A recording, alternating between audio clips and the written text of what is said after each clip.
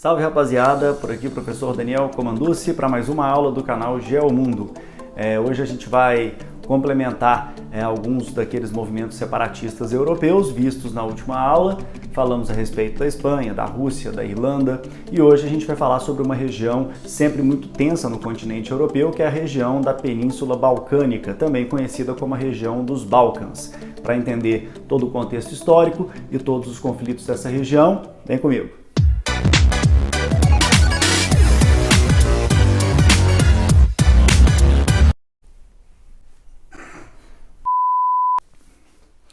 Muito bem, pessoal, então para a gente iniciar a nossa aula, antes de mais nada eu gostaria de pedir para vocês aí, aqueles que estão curtindo o canal, que se inscrevam, ajudem a divulgar a ideia aí, deixem um sininho ativado para que as próximas aulas possam ser notificadas. Aqueles que acompanharam então a nossa última aula, falando sobre alguns movimentos separatistas europeus, hoje a gente vai falar sobre o último deles, né, pelo menos daqueles que têm mais notoriedade, que é a região da Península Balcânica, também conhecida como região dos Balcãs, mas precisamente falando sobre a Iugoslávia. Muito bem, essa região da Península Balcânica, historicamente sempre foi uma região muito tensa, de muitos conflitos, inclusive vale a lembrança de que justamente ali ocorreram as tensões, né, o estopim que acabou desencadeando a Primeira Guerra Mundial, o assassinato do arquiduque, do Francisco Ferdinando, uma região que até aquele período, né, próximo à Primeira Guerra Mundial, era uma área fortemente dominada pelo Império Austro-Húngaro e o Império Turco-Otomano. Mas a Guerra dos Balcãs acabou diminuindo muito a influência desses antigos impérios e aí começa a crescer nessa região os movimentos conhecidos como pan-eslavismo, né, que é a união entre os povos eslavos. Eslavos são nomes que se aplicam aos povos do leste europeu, tá? E esse movimento do pan-eslavismo ele acaba se concretizando de uma forma muito importante no ano de 1929 com a formação da Iugoslávia, a terra dos eslavos.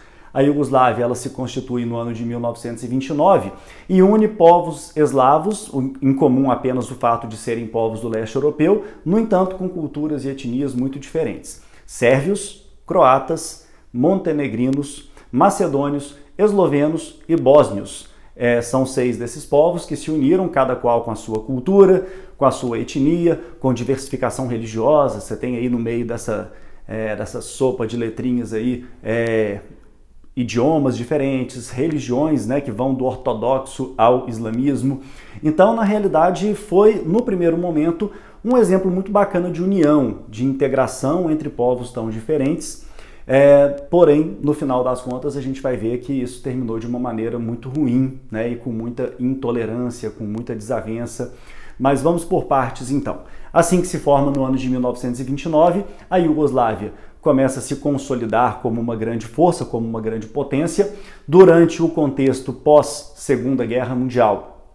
Esse país se torna uma das grandes potências, dos grandes destaques dentro do bloco socialista, e ali aparece um líder muito importante, uma das figuras ímpares na história europeia, que foi o marechal chamado Josip Tito, Josip Broz Tito.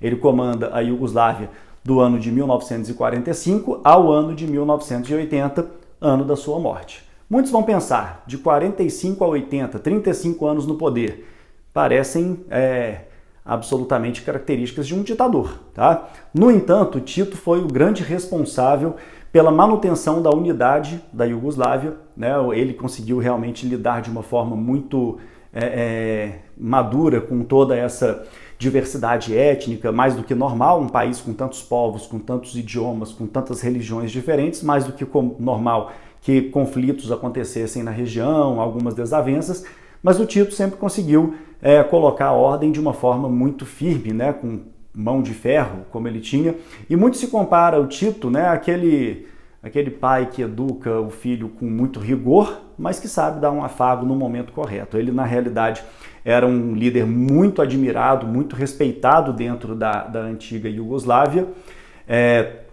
Foi, inclusive, ele responsável, dos grandes responsáveis por tornar a Iugoslávia uma força do socialismo, uma grande força socialista e muito diferente de outras potências que no contexto pós-Segunda Guerra seguiram um socialismo fortemente dependente da União Soviética. A Iugoslávia tem a sua força no socialismo, mas de uma maneira independente.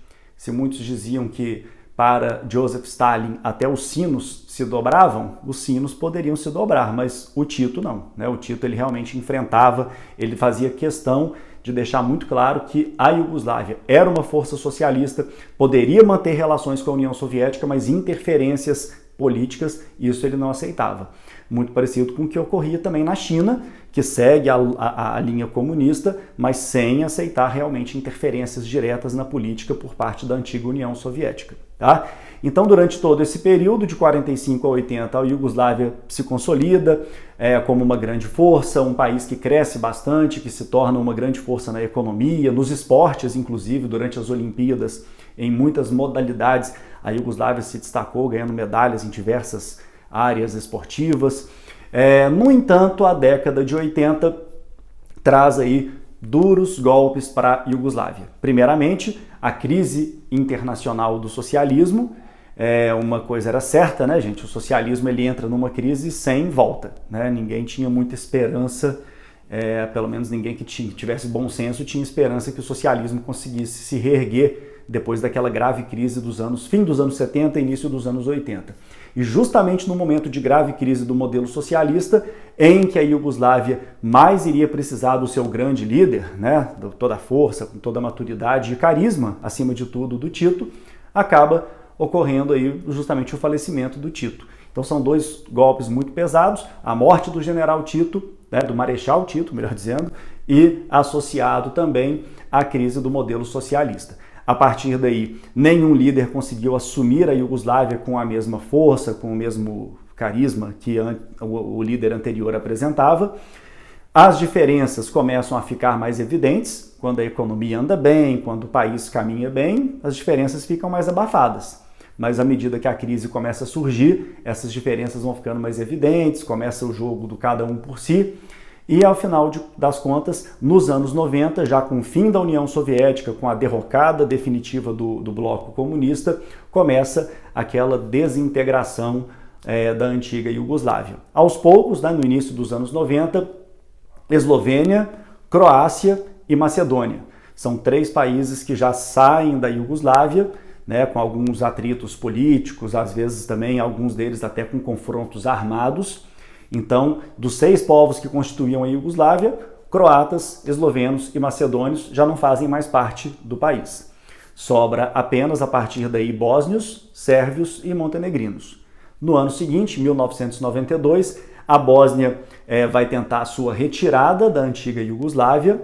No entanto, essa tentativa de independência da Bósnia ela é fortemente reprimida pelo líder da antiga Iugoslávia, que na verdade queria manter o território iugoslavo vivo, entre outros tantos fatores, por interesses territoriais, o território da Sérvia, né? Os sérvios eram que comandavam a Iugoslávia naquele momento, não tinha saída para o mar. Então, na tentativa de manter a Bósnia junto à antiga Iugoslávia, estoura um conflito que nos anos 90 é considerado a guerra mais sangrenta dos anos 90, do período pós-Guerra Fria. Próximo de 200 mil mortos na famosa Guerra da Bósnia.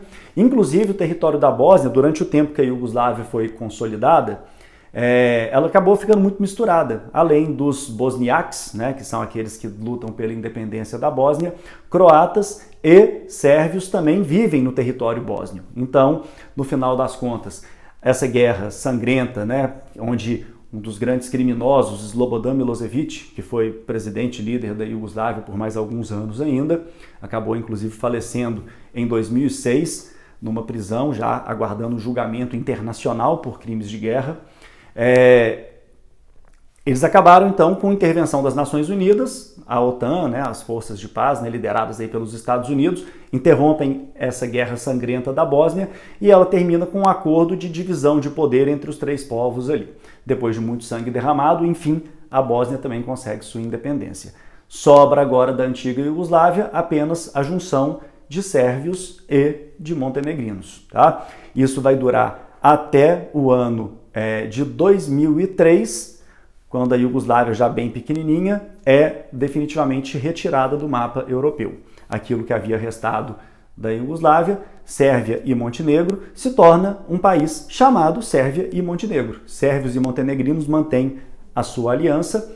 No entanto, no ano de 2006, É feito um plebiscito dentro de Sérvia e Montenegro, para ver, apesar desses dois povos terem relativamente boas relações, né, para ver se eles continuariam unidos territorialmente. O resultado desse plebiscito é que a maioria da população sérvia e montenegrina, embora optem por manter boas relações, eles decidem separar os seus territórios. A partir daí, Sérvia é um país, Montenegro é outro. Uma curiosidade, inclusive, que eu trouxe aqui para mostrar para vocês, é que pouco antes da Copa do Mundo de 2006, Sérvia e Montenegro haviam se classificado para jogar a Copa. Mas muito pouco tempo, né, poucos meses antes da Copa ser iniciada, essa divisão já havia sido feita. Então ficou aquela dúvida, e agora? Como é que vai ser? Sérvia e Montenegro se classificaram para a Copa jogando as eliminatórias como Sérvia e Montenegro. Mas após a separação, quem ia para a Copa? Prova de que esses povos tinham uma boa relação é que eles acabaram, até trouxe aqui, gente, olha que bacana, o álbum de figurinhas da Copa de 2006, onde a gente tem aqui, tá dando para visualizar aí a nossa câmera? Tá beleza? Então aqui é o álbum de figurinhas que mostra a seleção de Sérvia e Montenegro no último evento que esse país participou com esse nome. Depois disso, aí a separação foi oficializada, não teve grandes problemas, eles não tiveram que dividir troféu e tudo, inclusive jogaram 3 jogos, perderam todos os 3, inclusive saíram prematuramente da Copa, mas depois daí cada um seguiu o seu caminho, Sérvia virou apenas Sérvia, Montenegro apenas Montenegro, beleza? Aí terminam os confrontos na região balcânica? Ainda não, gente. Teve um outro episódio também dentro da Sérvia, que foi o seguinte. A Sérvia ela é dividida em algumas províncias, sendo uma delas a província de Kosovo. Kosovo é uma província localizada no centro, no coração, um pouco mais ao centro-sul da Sérvia. E, embora seja uma província sérvia, a maioria da população kosovar, como é conhecida, é de origem albanesa. No ano de 1999, o ELK, Exército para a Libertação de Kosovo, reivindica a independência, a separação de Kosovo em relação à Sérvia. Movimento esse que vai ser fortemente reprimido pela Sérvia também. Mais um grande confronto sangrento aí, com milhares de mortos, com mais de 1 milhão de refugiados. A Guerra de Kosovo também ela registrou violações gravíssimas aos direitos humanos, como estupros, né, do exército sérvio contra a população albanesa. E ao final das contas, mais uma vez, uma intervenção norte-americana, em conjunto com a União Europeia, interrompe essa atrocidade, esse absurdo. E ao final das contas, algum tempo depois, mais precisamente em 2008, Kosovo anuncia a sua independência num evento em que, inclusive, eles agradecem muito aos Estados Unidos, à União Europeia, em função desta intervenção. Bom, gente, então é isso. É uma região repleta de etnias, de religiões distintas, um pouco confusa talvez, mas eu espero que a nossa aula tenha servido para clarear um pouco mais o que acontece ali. Tá bacana? Então a gente encerra aí, né, a segunda parte dos movimentos separatistas europeus. Agradeço a vocês que ficaram até o final e até breve. Logo a gente volta com outra aula. E realmente não imaginava o alcance que isso teria. Muito... Não, né? Não, né? Pronto. Ai, meu Deus.